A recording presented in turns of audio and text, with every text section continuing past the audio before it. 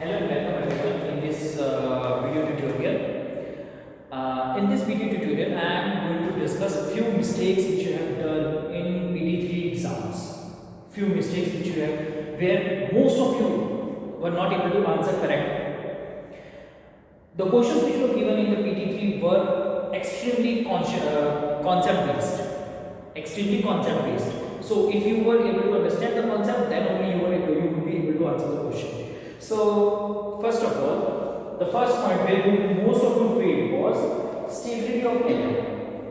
There was a question like something that atom can be divided, or in some set it was that Dalton's theory where he failed or what he was able to prove. So some questions was like that. It was asking for only two words. When we are talking about stability of atom, we all know that Dalton's theory was not it failed only on one point, that he was not able to prove the stability of atom. That he said that atoms can't be created nor be destroyed in a chemical reaction. Yes, he was correct. At that point of time when he was working on atoms, in his age, these reactions were not known to the human. Okay, these reactions were not discovered, but now we know that these two reactions, that is nuclear fission and nuclear fusion, these reactions are available, these reactions happen. Okay, and even we are working on these reactions. Our all nuclear power plant, they work on this okay, and fusion two points.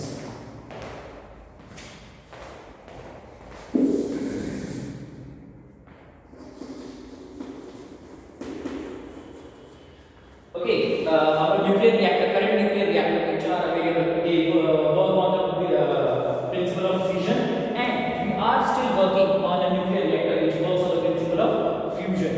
But what are they? You all are aware about uranium-235. Uranium-235. So 235 is atomic mass and 92 is atomic number. So one slow moving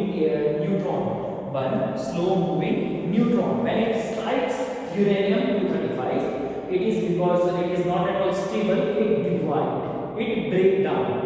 It breaks into barium and krypton. So 56 and 36, 144 and 89. It breaks into barium and krypton, and as well as it releases three more neutrons. So this is the thing which happens in nuclear fission, and in most of our nuclear reactors or atomic bomb, everywhere. So this reaction where one atom is dividing, or I should say we were able to divide one atom into barium or small two atoms, barium and krypton. So it is the nucleus which is breaking. Most of you, what you have answered is like atom has neutron and proton and electrons. You are going around it. So when you were told to provide how it can be divided, so what you did is you divided the inner parts of the atom, which are indigenous part. Okay, you can't divide atom on the basis of electron, proton and neutron. If you remove electron, proton, neutron, then there is no atom. Okay, on a whole we are talking about.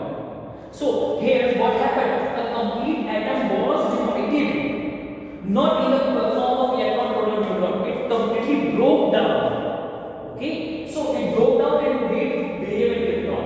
So this was the thing which you had to explain. Okay. Similarly, the reaction inside the sun.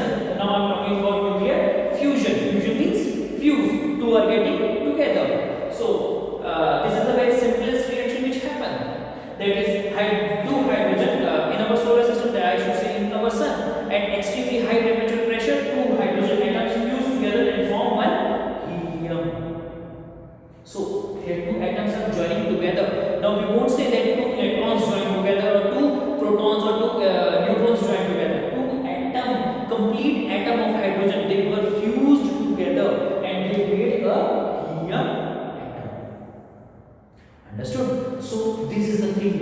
understand. Okay, so we were talking about nuclear fusion and fusion, those questions. Next, where you feel a lot was a topic.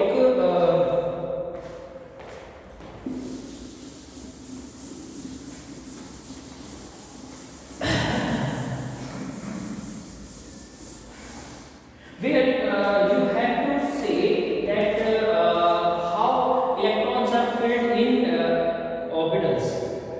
How electrons are filled according to Bohr model of atom. How electrons are filled? You only had to write 2n square. That's it. This formula, I hope you remember this formula. This formula is the only thing which you had to write and nothing else. But what you wrote is K, L, M, N, K, S, 2, L, S, A, N, N. This was not at all required. What if there is A, M, N, O, P, Q, R, S, T, then what will you do? So you only had to write this formula. Questions said that how electrons are filled. On what idea, what basis? Okay, so you have only had to write this. Understand the question very clearly, very properly. What does it say? This was the key word for the answer. Okay. Next point is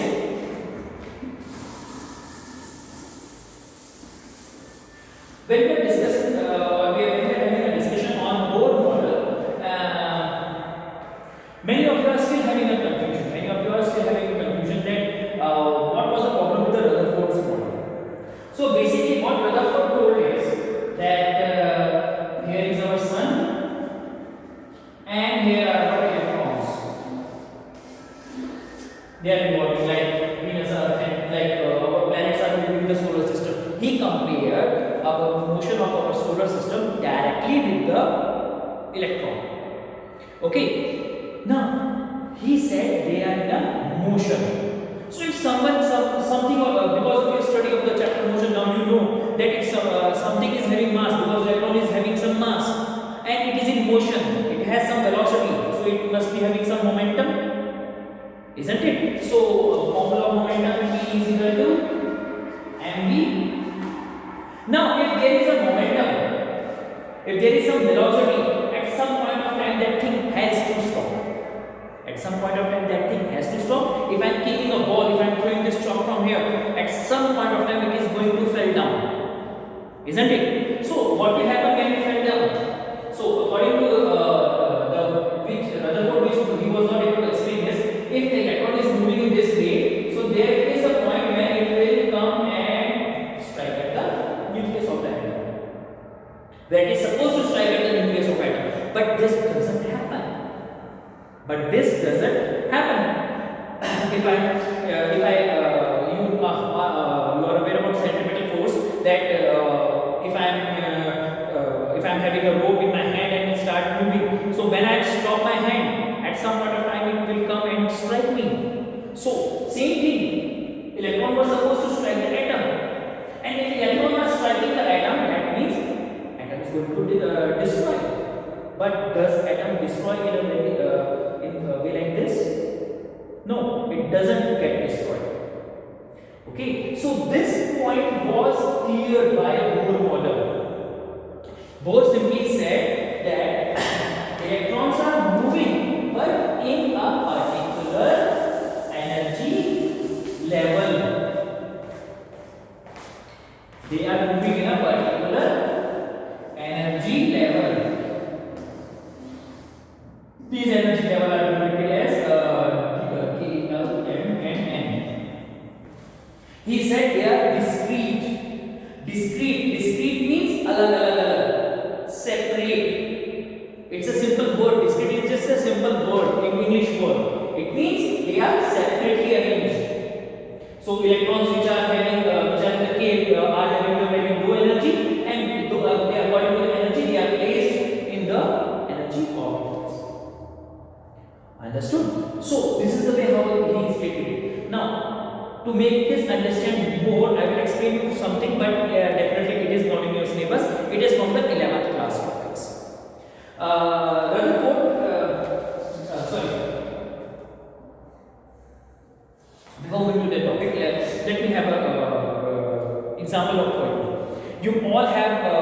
burnt those by sky shots and rockets on Diwali. What happens to them? When they go up in the sky, they burst into different colors. They burst into different colors. Or if I give you a colored paper or a paper which is having multiple, or newspaper which is having any photograph. If you burn that paper and if you visualize it properly, then you will find the flame. As the color changes, the color of the flame also changes. As the color changes, the color of the flame also changes. Why does this happen? Why when we burst crackers they show red or other vibrant colors?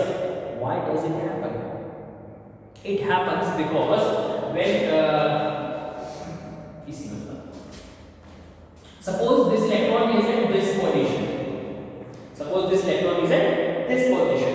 Now you are at home. Now holidays are always there for you right now.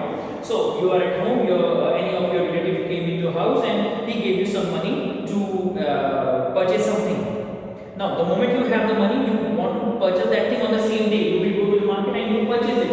Now if you are what will you do when your money is over?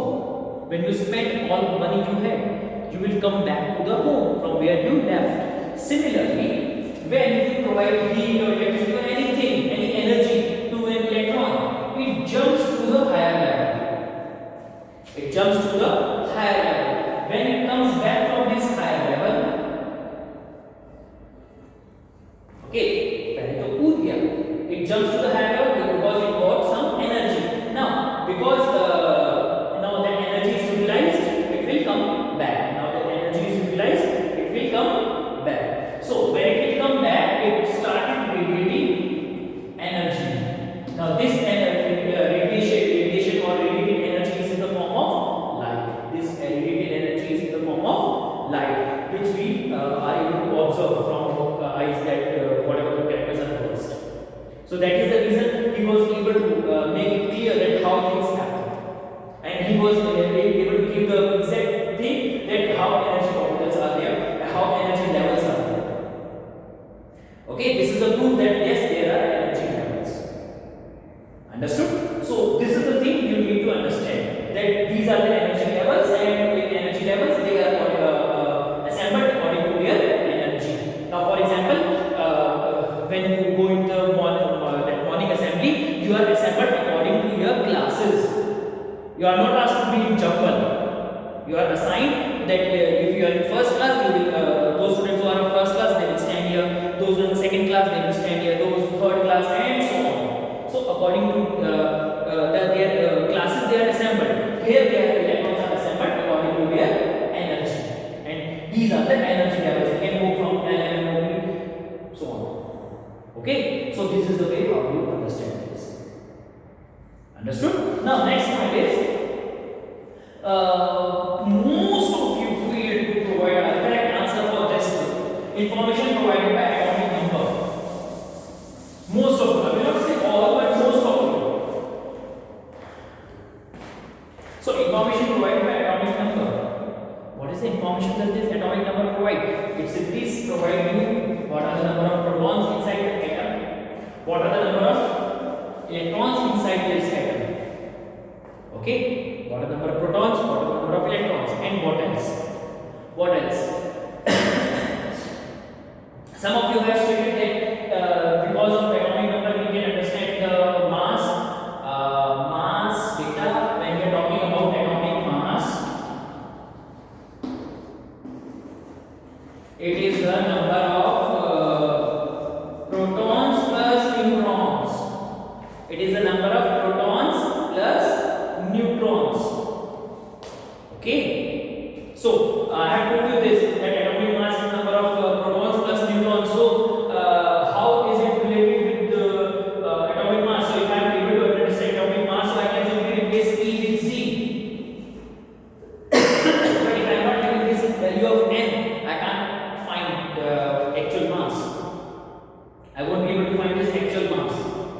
Understood? So this atomic mass, not that much depend on atomic number. So what else? What else is sodium, for example? It's in normal state. Now, sodium plus, what happened from here to here?